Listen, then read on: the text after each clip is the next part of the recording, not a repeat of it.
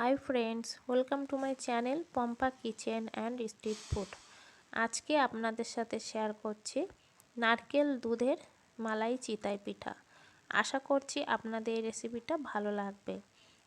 পুরো রেসিপিটা আপনারা ওয়াচ করবেন, তাহলে জানতে পারবেন কিভাবে বানিয়েছি নরম তুলতুলে চিতই পিঠা।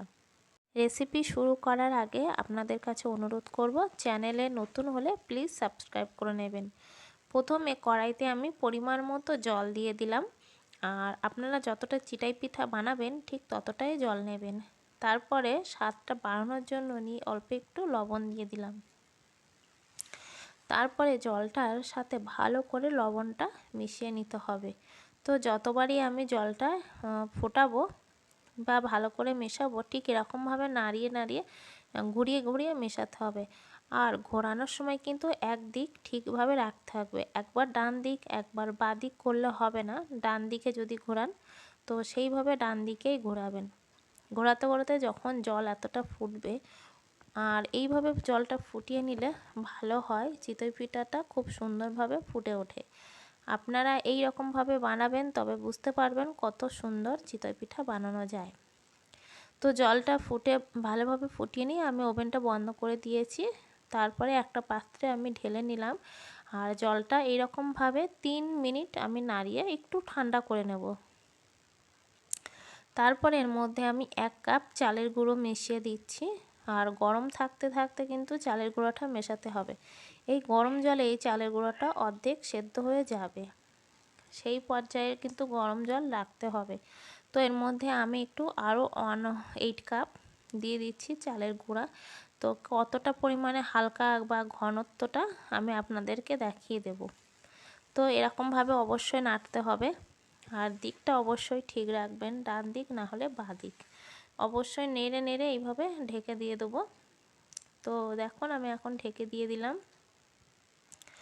আর এর মধ্যে আমি ননস্টিকের একটা ছাঁচ নিয়ে নিয়েছি, এর মধ্যেই চিতই পিঠাগুলো বানাবো। তো আগের থেকেই হালকা গরম করে হালকা হাতে তেল ব্রাশ করে নিয়ে আমি ভেজা সুতির কাপড় দিয়ে মুছে নেব। সেটা আমি পরের এতে দেখাচ্ছি। আর এটা আমি স্কিপ হয়ে গেছিলো, ভিডিওটা তখন বন্ধ ছিল, ঠিকঠাকভাবে দেখাতে পারিনি। তো আপনারা পুরো ভিডিওটা দেখুন, বুঝতে পারবেন আমি কিভাবে বানিয়েছি।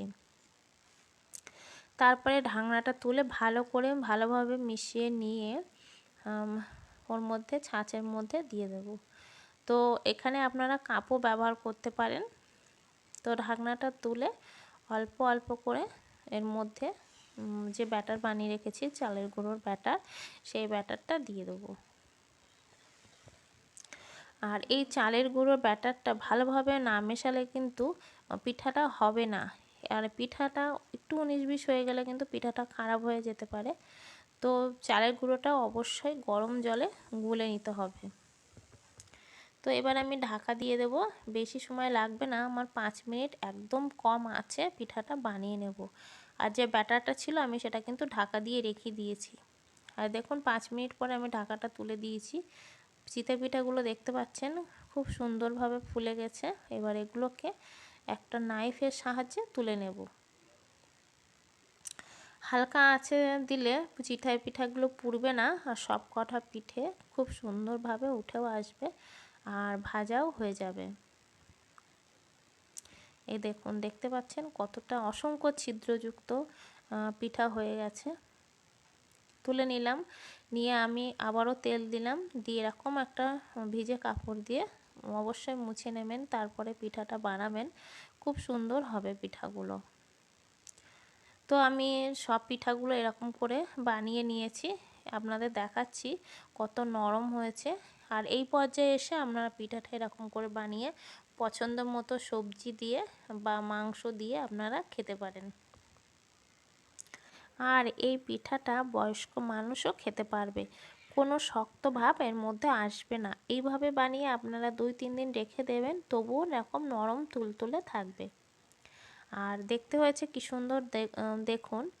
তো তারপরে আমি দুটো নারকেল নিয়েছি, এই নারকেলগুলো কুড়ে আর এর থেকে আমি দুধটা বার করে নেব।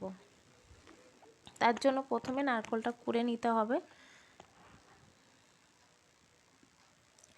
দেখুন নারকেলটা কোড়া হয়ে গেছে।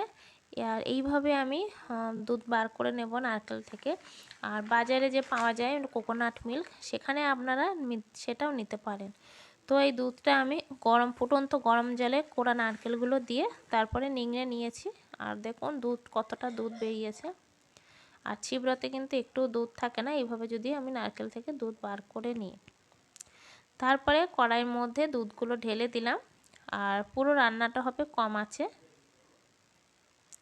দিয়ে। দেখুন দুধটা যখন একটু ফুটে উঠবে, তার মধ্যে আমি নলেন গুড় দিয়ে দিচ্ছি। আর এখানে আপনারা চিনি বা অন্য কোনো গুড় ব্যবহার করতে পারেন, তবে নলেন গুড়টা খেতে বেশি ভালো লাগবে। তো গুড়টা ভালো করে মিশিয়ে নিয়ে এরকমভাবে ফুটিয়ে নিতে হবে। প্রথমে নর্মাল আঁচে রাখবেন, কম আঁচে, তারপরে গুড়টা দেওয়ার পরে হাই ফ্লেমে দিয়ে ফুটিয়ে নেবেন। তো 2 থেকে 3 মিনিট ফুটিয়ে নেওয়ার পরে যে পিঠাগুলো বানিয়ে রেখেছিলাম সেই পিঠাগুলো এর মধ্যে দিয়ে দেবো। দিয়ে দেবার 5 মিনিট কম আঁচে ফুটিয়ে নিতে হবে। দেখুন পিঠাগুলো কত সুন্দর রসে ভরে গেছে আর দেখতেও খুব সুন্দর লাগছে। তো তারপরে আমি ঢাকা দিয়ে আরও 3 মিনিট ফুটিয়ে নেব। তাহলে একদম নরম তুলতুলে হয়ে যাবে আর রসে ভরে যাবে।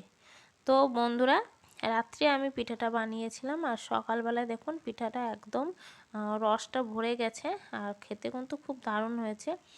আপনারা বাড়িতে বানান আর কেমন হলো সেটা কমেন্টে জানাবেন। রেসিপি ভালো লাগলে লাইক করবেন এবং শেয়ার করবেন। আপনাদের